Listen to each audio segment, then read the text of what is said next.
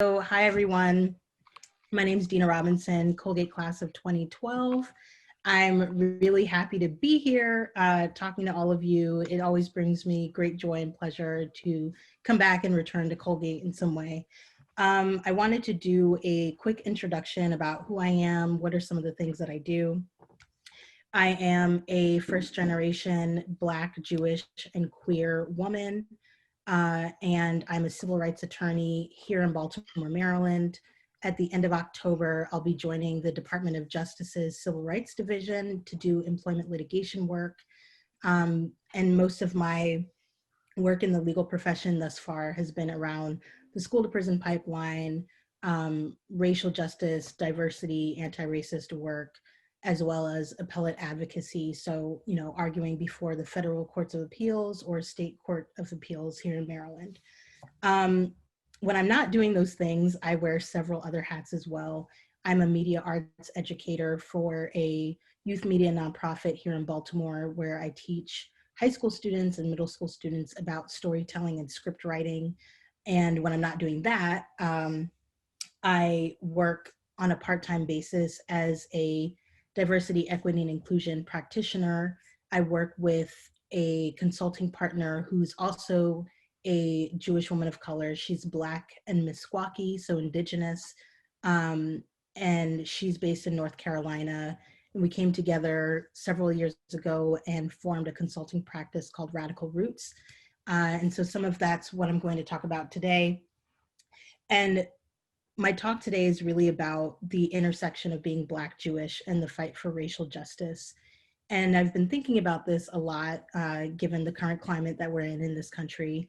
I think we can all agree that we are living through what feel like incredibly perilous times. Some people would even say that our times feel hopeless, and I have not resigned myself to feeling hopeless about our society's future. But one of the things that I do know about moving together towards collective liberation is that in order to get there, we first have to navigate white supremacy and anti-Blackness. So that's what I'm going to talk about today. I find it very important for the work I do as a DEI practitioner to hold the nuance of being Black and Jewish.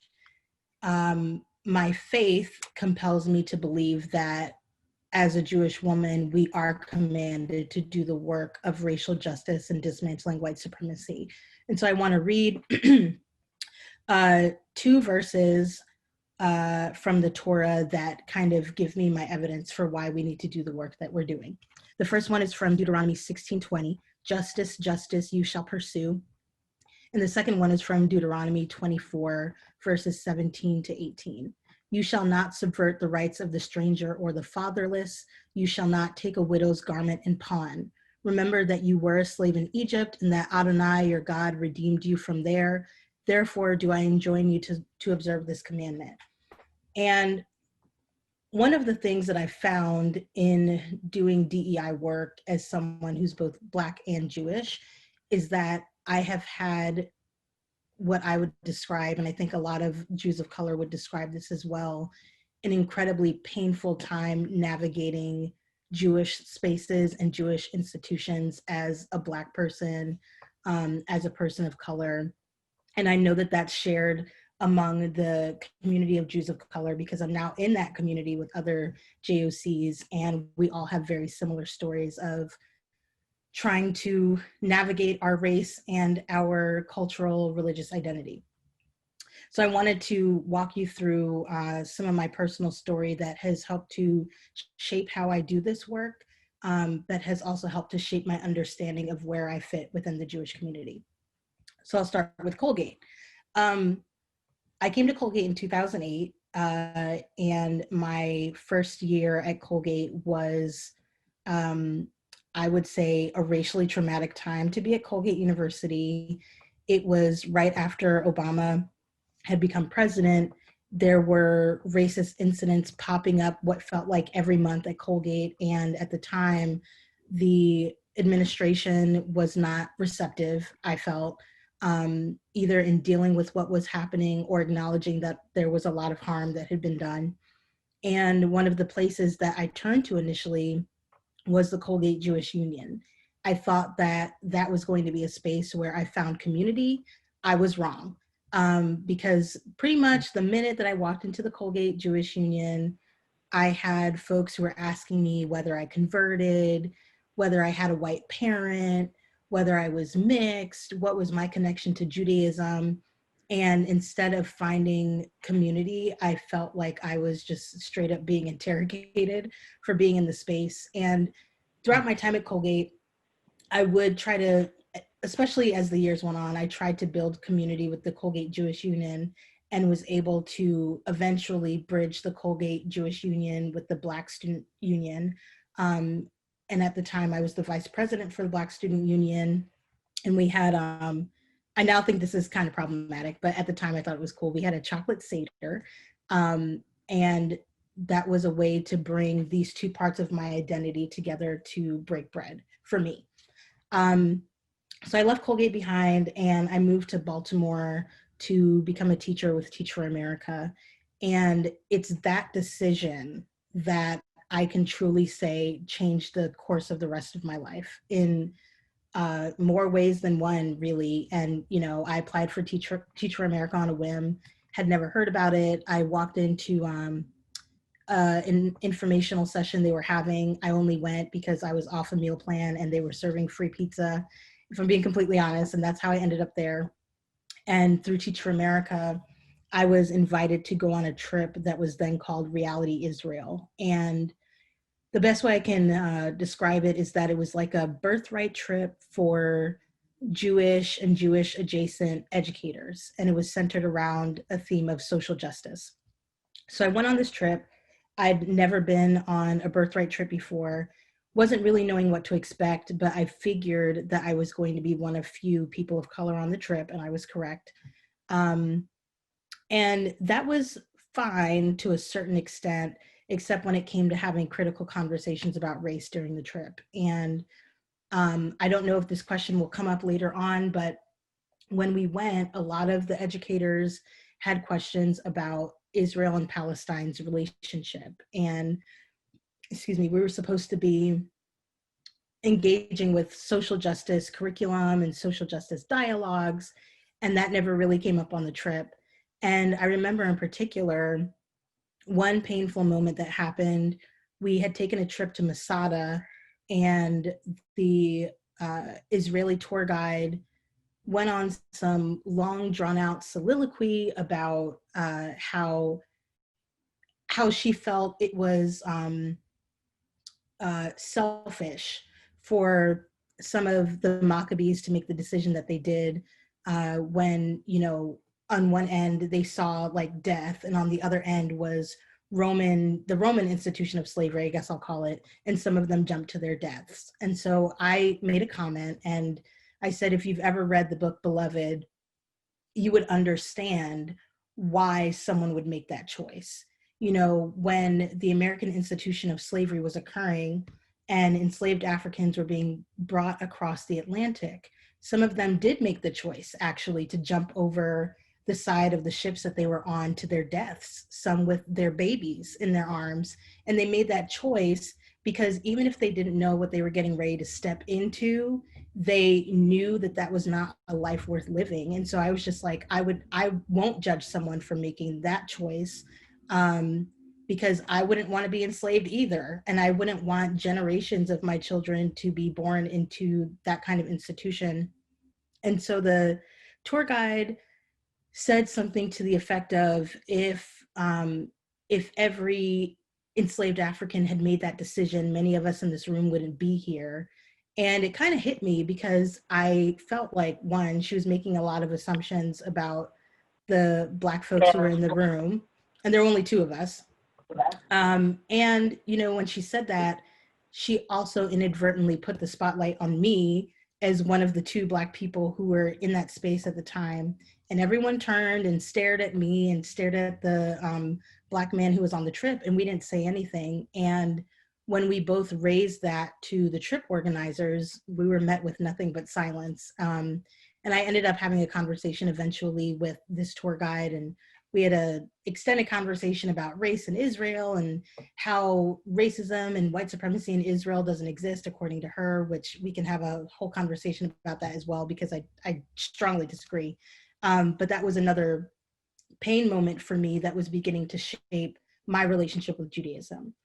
Um, Through that trip, I also met my consulting partner, who, as I shared earlier, is also a Black Jewish woman. She's also Indigenous. And that trip was painful in terms of what happened when it came to race and some of the racialized experiences I had being a Black woman navigating Israel. But it was good in that it led to, our eventual relationship, friendship, and then forming this consulting practice together.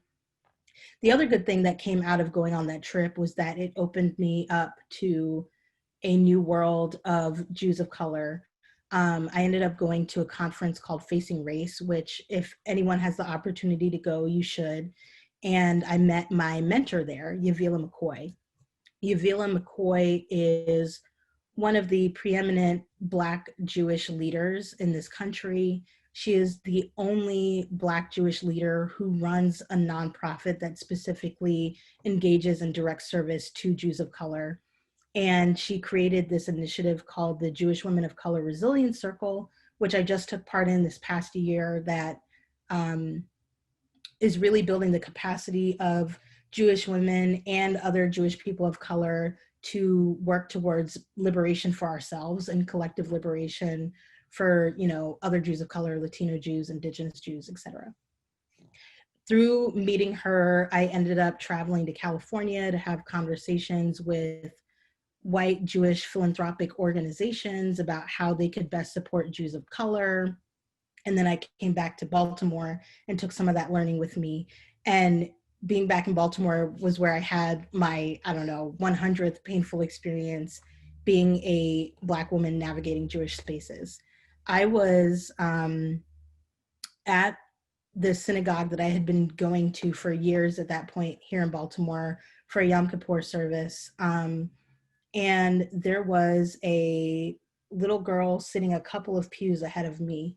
And every time the rabbi said the word Black, this child would turn around and just glare at me. She'd do nothing but stare at me. And it made me really upset, because in that congregation at the time, there weren't that many Jews of color. And me and another woman, Black woman, were the only two Black Jews in the entire congregation. And so what it underscored for me as a former educator was that this child, even though she was so young, had already learned that there was a difference between me and her. And, I remember thinking when I was looking at her, I was just like, that's really interesting. Her mom's wearing a Black dress. She's not staring at her mom's dress. She's specifically staring at me. And it came during a time where the rabbi was talking about how a Jewish rabbi in the past of the congregation had helped Black families integrate white neighborhoods, and the risk that he took in doing so because he was risking personal relationships. And I think the rabbi's message was obviously intended to be inclusive, but in that moment, I felt completely excluded from being in that community altogether. And so that was the day that I stopped going to that synagogue at all. I was just like, I'm not going to put myself in that position again. And I knew that this girl was just a child, but it was still painful. So I left. And I didn't actually start going back to a synagogue again until my current synagogue, Hinenu, which is radical, anarchist, wants to dismantle white supremacy, came into being. And that was a space that I felt more comfortable being in. But it was a period of about 3 to 4 years before I felt comfortable enough going into those spaces.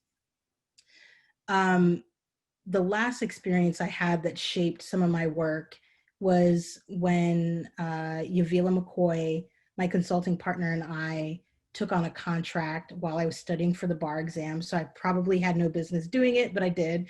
We went up to Connecticut to do some DEI work with a very well-known Jewish organization. I'm not going to name them, but very well-known. And we were not given all the information ahead of time that could have helped to inform the training. And so we walked into we walked into a very painful space. We had no idea what was going on. We didn't know why we were there other than to do a DEI training. And we were about 3 days into this training when it came up that the reason that the organization was seeking our services in the first place was because at this camp, there had been only one Jew of color who was a Black Jewish boy. And the other campers at this location had called him the N-word repeatedly and had been doing it for weeks. And he finally felt comfortable enough to bring it up to the camp leaders, and they sent him away. And they said, if you don't feel comfortable being here, you can leave. And that was it. And that was obviously the wrong decision, because none of the campers who called him the N-word learned anything from that. And so we showed up and we were met by a lot of these campers with hostility, anger, I would even say hatred. And me, my consulting partner, and Yavila McCoy are all Black women. And so it was very painful and very traumatic. And for a while after that, I was just like, I'm never working with any Jewish organization ever again. But I changed my mind because I want to create space for other Jews of color in Jewish institutions, in Jewish philanthropy, and in Jewish organizations. And so I started doing some DEI work, both within larger white majority Jewish organizations that I'm a part of and in others. So I now do yearly trainings for Avodah, which is the Jewish Service Corps. And those trainings are centered around recognizing Ashkenormativity and white supremacy and how anti-Blackness lives in white majority Jewish organizations and what we can do to confront that.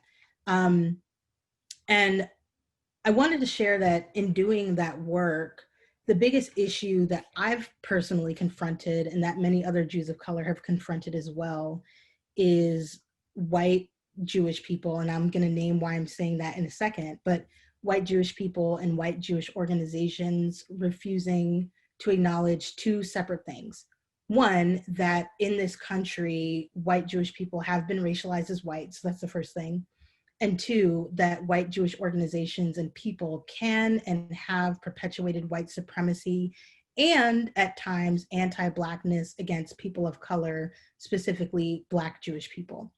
And so I wanted to pivot quickly, and I see some things in the chat, but if you have any questions as I'm going through this, please continue to throw them into the chat and then I'll get to them after I get through this next section. But I'm going to briefly, can you enable the screen sharing, please?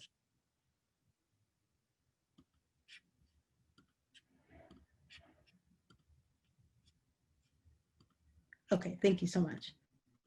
So I'm gonna briefly share my screen really quickly because I want to give you a taste of what I walk folks through when I do some of these trainings, but I also want to situate my story into a historical context. So I have a working definition of racism that I use and that my consulting partner and I have adopted. And I hope that this all makes everything else that I'm getting ready to share with you make more sense. Racism is a system of institutional power and race prejudice. So usually when we have conversations about racism in this country, we're talking about interpersonal harms. That's not the sum total of what racism actually is.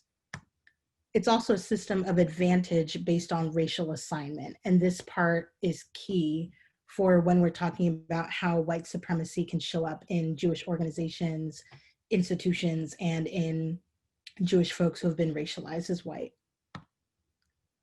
Racism is also a system of oppression based on racial assignment, and it is a white supremacy system.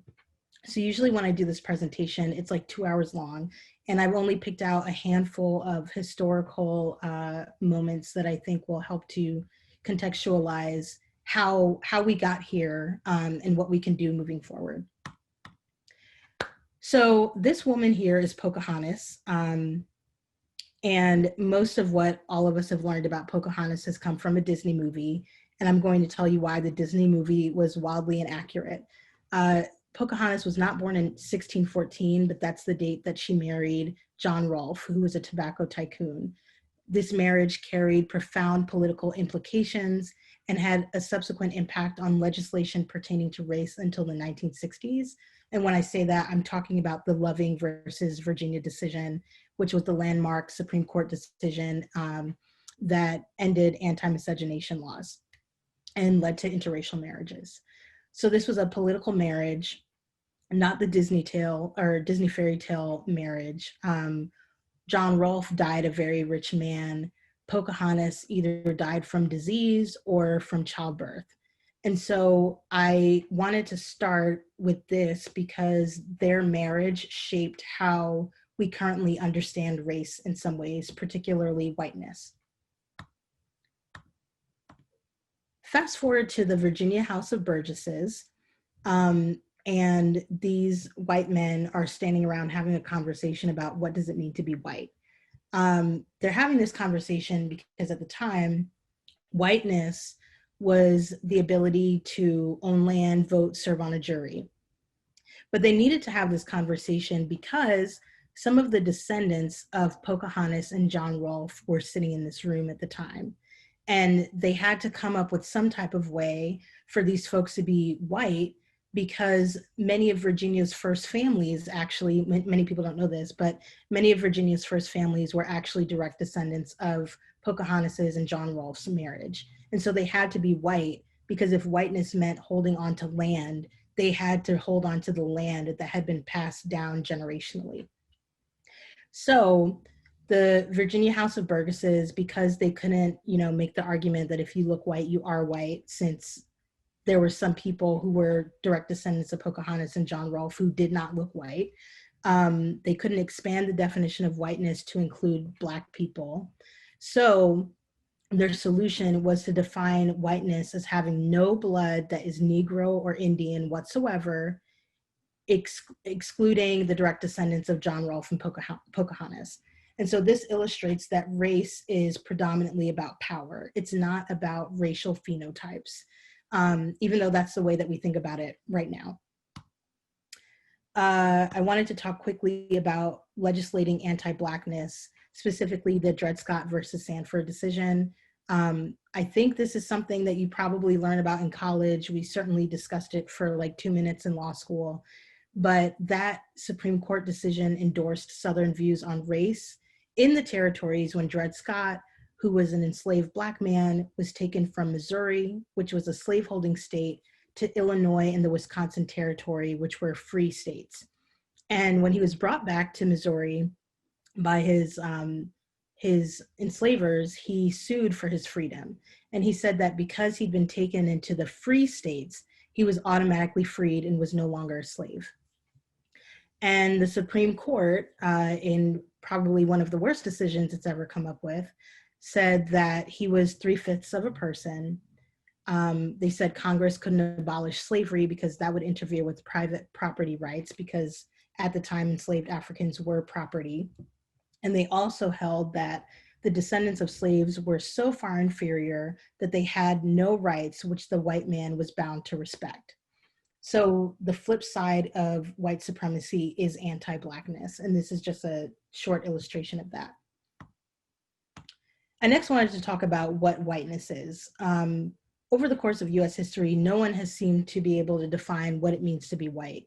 And in some ways, whiteness has been defined as the opposite of Blackness, and being Black has been defined as not being white.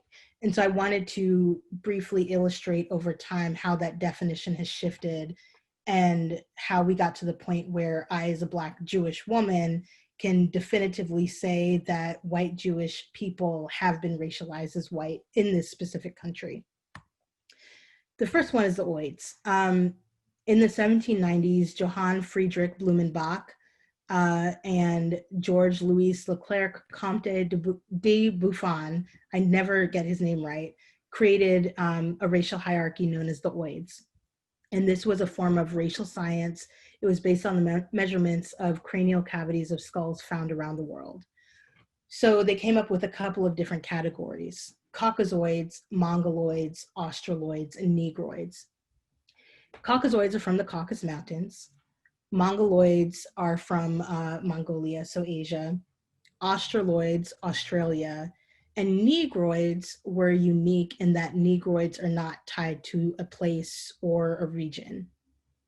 And that's fascinating and important because when you separate people from a country, from a land, you separate them from their culture, their history, their stories, and the core of their identity. And so this is both a part of defining what whiteness is, but also defining what it means to be Black. Being Black means coming from nowhere. You are no one. And if you are no one, then you can be subjugated and oppressed on that basis. And I bring this up because the way that they situated the oids follows how we see race today. Whiteness is at the top, then people who are brown and not Black kind of float somewhere in the middle, and then Black people are at the bottom. And when Black people are at the bottom, we are foreigners, so to speak, but we're also insiders because in our society, Black and white operate as racial bookends and everyone else is floating in between. Next, I wanted to talk about two other important Supreme Court cases, Takawa Azawa and Bhagat Singh Thind. I didn't learn about these until I started doing DEI work. I did not learn about them in law school, and you'll see why in a second. But in both of these cases, these two men, one who is Asian and one who is Indian, were trying to become US citizens. And at the time, they were challenging the Immigration Act of 1906, which allowed only free white persons and aliens of African nativity and persons of African descent to become US citizens via naturalization. So these two men wanted to be considered free white persons. So Takawa Azawa, here on the left, said, okay, I should be considered a free white person because of my white, AKA light skin, and also because I have American values. The Supreme Court was like, no, you're very clearly a Mongoloid. So hearkening back to the oids and that racialized science. And because he was a Mongoloid and not a Caucasoid, he could not be a naturalized citizen. So Bhagat Singh Thind learned from the Azawa case and he brought his own challenge.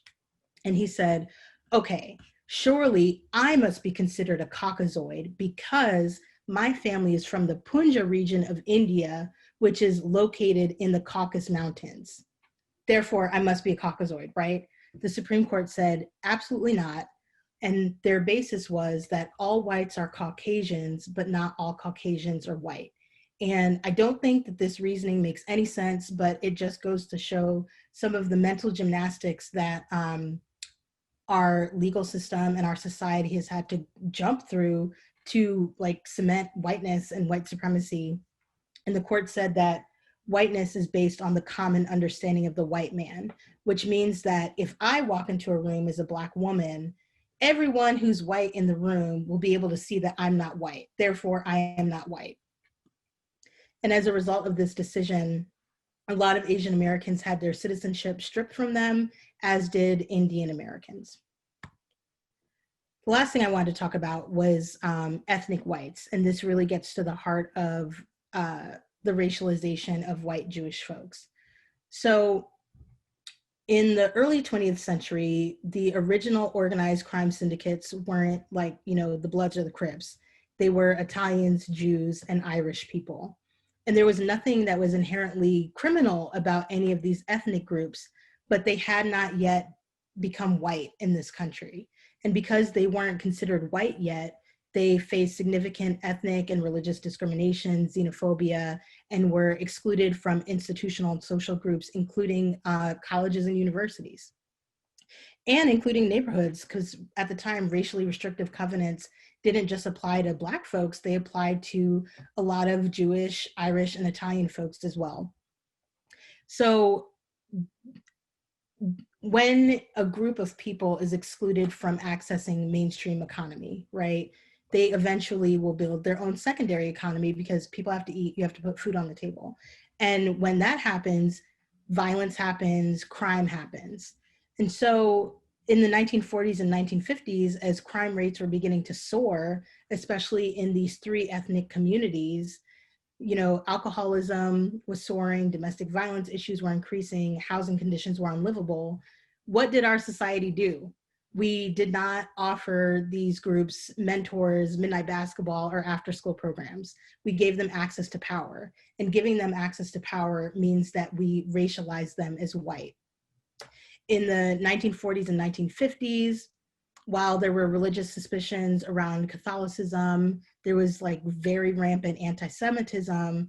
These three groups, Irish people, Italians, and Jews, and I mean like white Jewish people, gained access to white institutions, including housing, white neighborhoods, the ability to attain loans for purchasing homes and opening businesses, the opportunity to send their kids to free public school that was designated for white people only during legal segregation. And that's how they were made white. And I share this because one of the things I hear often, and one of the forms of resistance that my consulting partner and I have often met, is I'm not white, I'm Jewish. And to me, as a Black Jewish person who has experienced racism and racial discrimination, I know that that is not true. I know that, for instance, when I go into a synagogue, people will look at me in a way that they won't look at any of the other white Jewish folks who are there. I know that I will be asked if I have a white parent, if I'm mixed, if I'm adopted,